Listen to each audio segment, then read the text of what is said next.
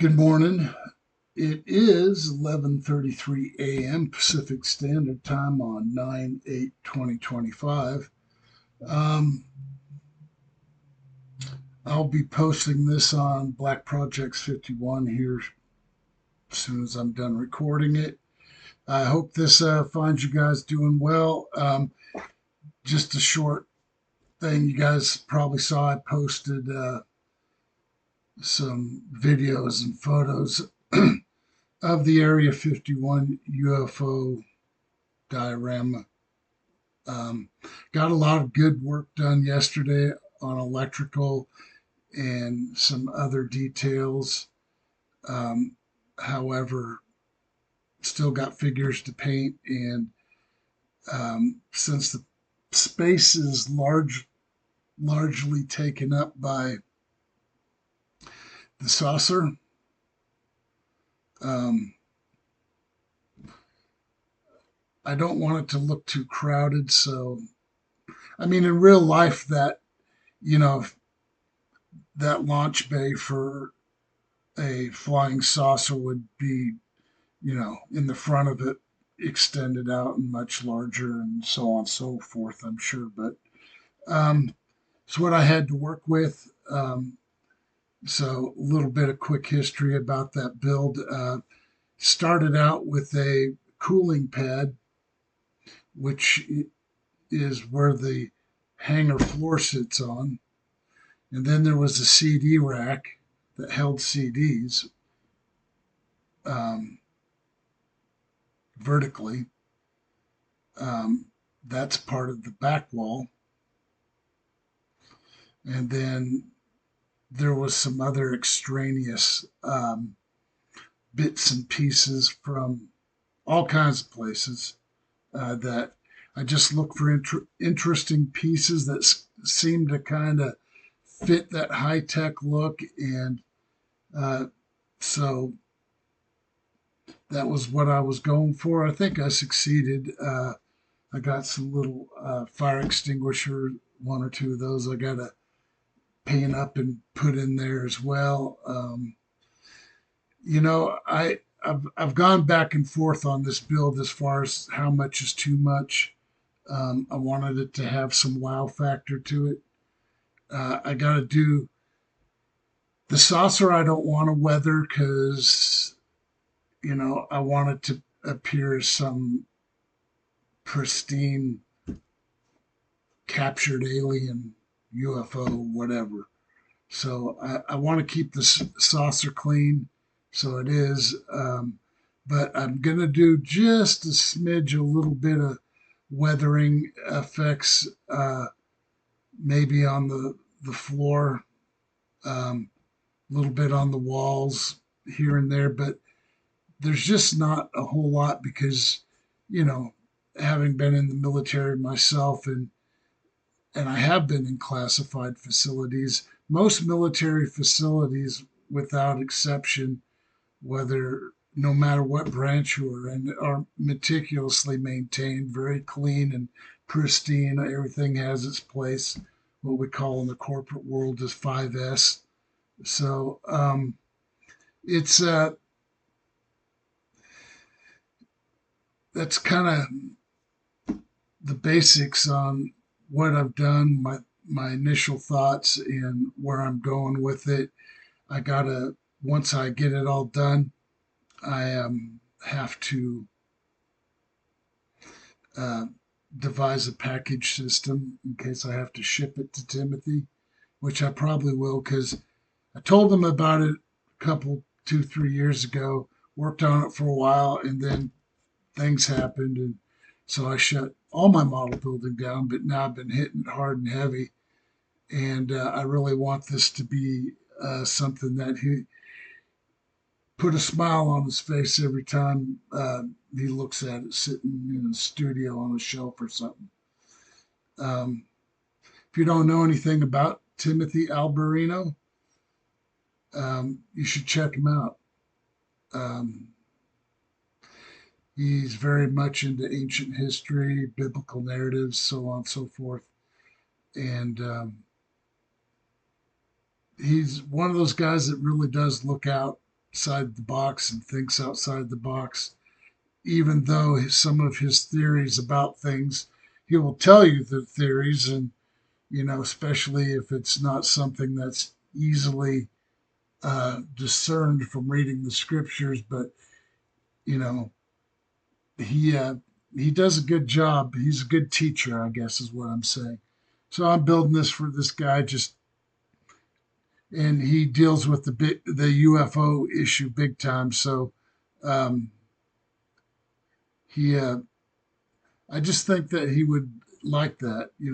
I was just sitting here one day while I was working on it, and I was watching one of his videos, and I don't know if the Lord just put it in my heart or what, but I just thought that, man, you know what? Though I would enjoy it sitting on my shelf, and I put a lot of work and money and time into it, I I think Timothy needs this, so that's why I'm giving it away.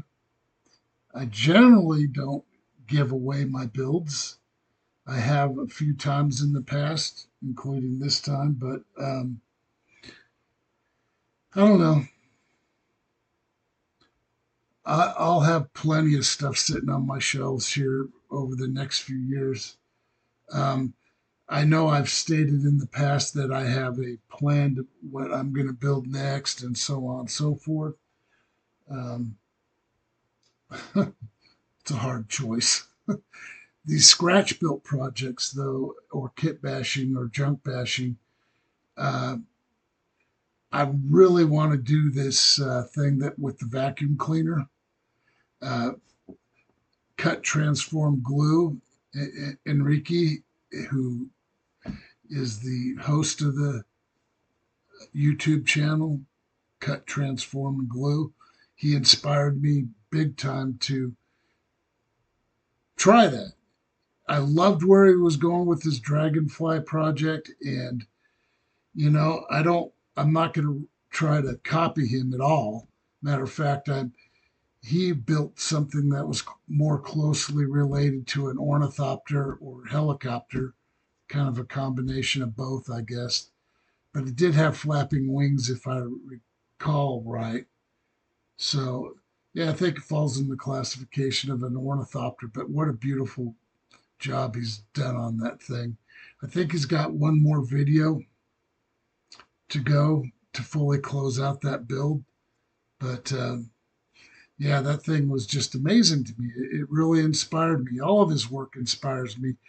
I mean, he literally builds these beautiful robot models that are very convincing and other things, um, mostly land vehicles, spacecraft, things like that. Mars rover type vehicle he's built, so on and so forth. So he's a guy you can learn a lot from. Um,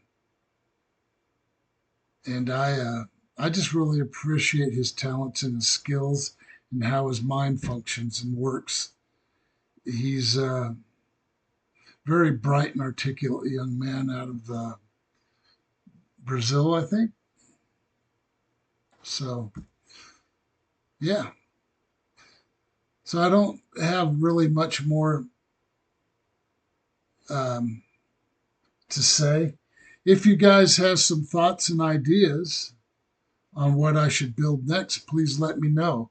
Because my choices are right now the 1/32 scale Special Hobby X15A2, the USS Grissom, the vehicle I was just talking about making out of the vacuum cleaner, or the 2 foot triangular UFO, which is another scratch build. And that's truly going to fall into the scratch build category with the use of some 3D printing and whatever else. But or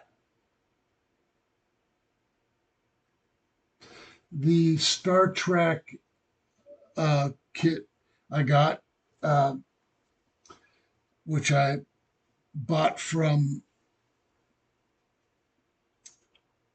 one of my subscribers in Australia. Hold on, I'm just checking on something here.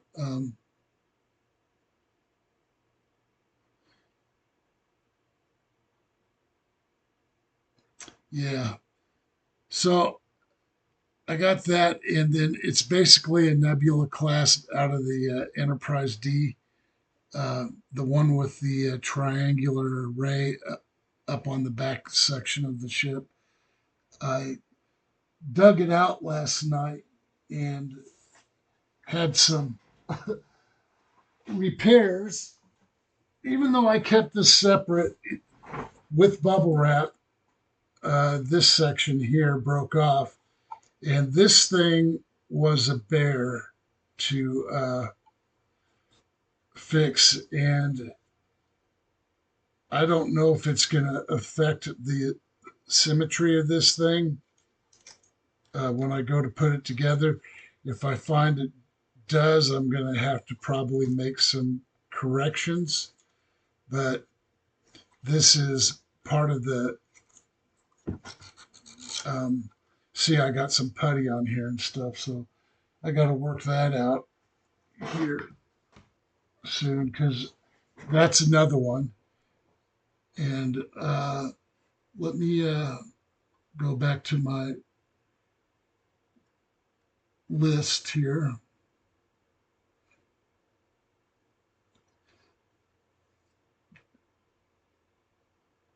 You know, some people, when their first name's Jeff, they spell it either Jeff or Geoff. I think sometimes it's pronounced Geoff, which I don't know if that's the case. But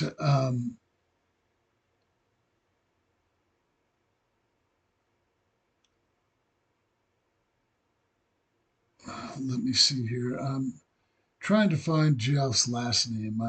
I'm brain farting. Sorry, Jeff or Jeff. I don't know how you properly pronounce your name, and forgive me for that. Um,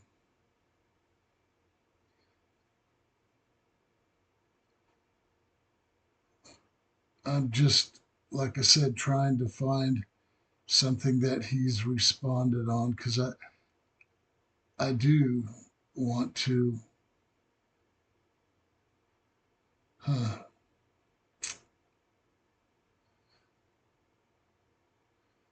Well, for some reason, Steele. I knew it was an easy last name. Steele, just like the material. Yeah, Geoff. I bought that Nebula class kit from him, and I want to honor him by doing a super jam up job on it. It requires a lot of work because a lot of the resin parts for it are very rough. And because I'm lighting it, I'm having to cut channels into the resin, which has actually worked out fairly easy. It's just messy as crap.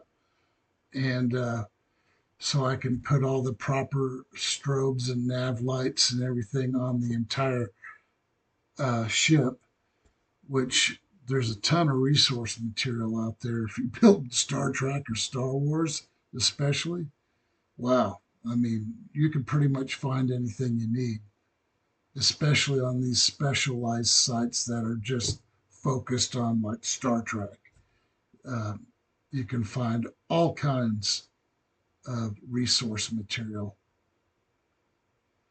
But all that being said, like I said, if you guys have some comments on some of those ideas for my next build, like I said, it's either the X15A2 by Special Hobby, the 132nd scale, um, or the ship, the Nebula class Star Trek ship, using as the base model the Enterprise D, um, or triangular UFO.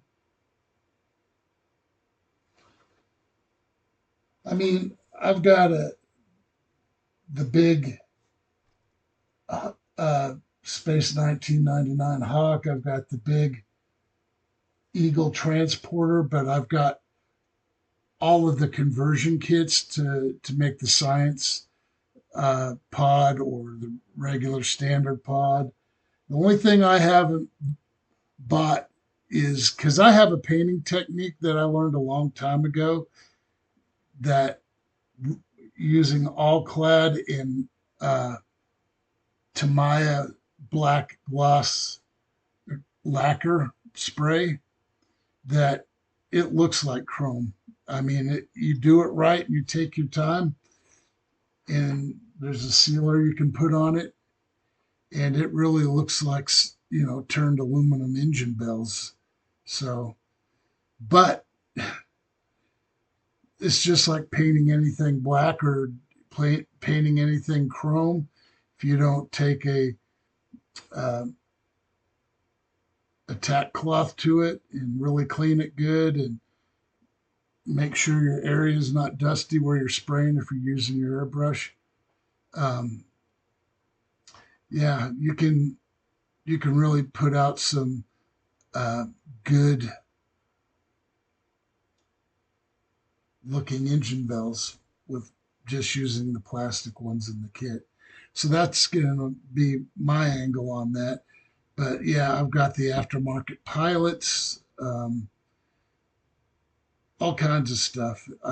Full cockpit interior. So when I build mine, it's going to be lit, but the way I route everything is going to be a very thoughtful process. And because, I want to make it to where I can just plug it in, that it can run off a single 9-volt battery.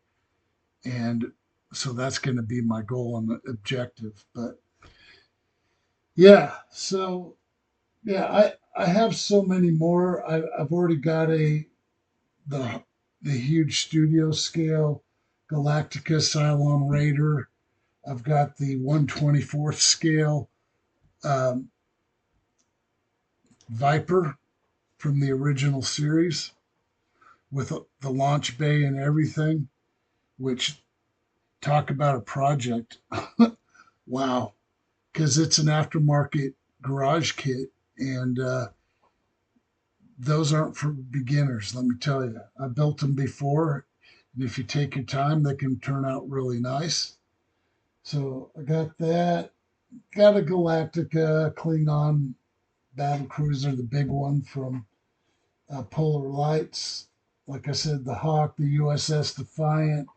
I've got the Studio X-Wing. I've got a 1/24th scale X-Wing that I guess originally was a toy, but it's pretty accurate as far as its size and detail to the studio model. So a lot of people build that. I'm making it a two-seater, and I've already started the process. Again, it's one of those works I started and put to the side. So I have that. Um, like I said, I don't want to do what everybody else is doing. Though I love that stuff too. Don't misunderstand me. And I'm not trying to be cocky or arrogant or anything like that. I'm just saying that, you know, there's been so many people that have built all these kits I've named and zillions more, and they've done beautiful jobs on it. You know, guys like Simon Merckx, for example, Rusty with the um, what's Rusty's channel? Oh, I've got it here. I just Eagle Models, yeah. Lou Dalmaso, we got Augie at Interstellar Model, so on and so forth. There's just a lot of really talented guys out there who built a lot of this stuff. And I just I just want to be different. I don't and the things I have, I want them to be unique creations of my own design and thought process. Just thinking outside the box. I prefer to do that. Um, though some of them I'm going to build to their you know, the original filming models specifications the best of my ability. So yeah, that's pretty much it for now. You guys let me know in the comments, what project you think I should take on. I may go ahead and type it here and have you guys vote on it or something. I don't know. I know there's a app in YouTube and Facebook to be able to do that. So I'm going to let you go, and I've got to get to work on my wife's Prius. I'm doing some paint work on it today. She bought it. It's a 2013. It's in really good shape, but it's black. It's got some blemishes on it from the previous owners. So I am going to try to knock out as many of them as I can today. And so I need to get started. Hopefully, we've got everything that I need to press forward on this. Shouldn't take me too long. I just got in some places I'm going to have to shoot some primer coat, wet sand it, put down the base coat, clear coat, and then I'll be done because I don't believe it's a metallic black. If it is, it's very faint. But metallic paints are much more difficult to try to blend in and match because I buy the very high end rattle cans that would shoot like they shoot exactly like a spray gun. I have a spray gun, but I don't have a proper compressor. It's only a 30-gallon compressor, and my air pressure would vary too much for me to effectively uh, use that option. So I want to get a big 80-gallon, but that's down the road maybe. I don't know. But yeah, so that's what I got going on today.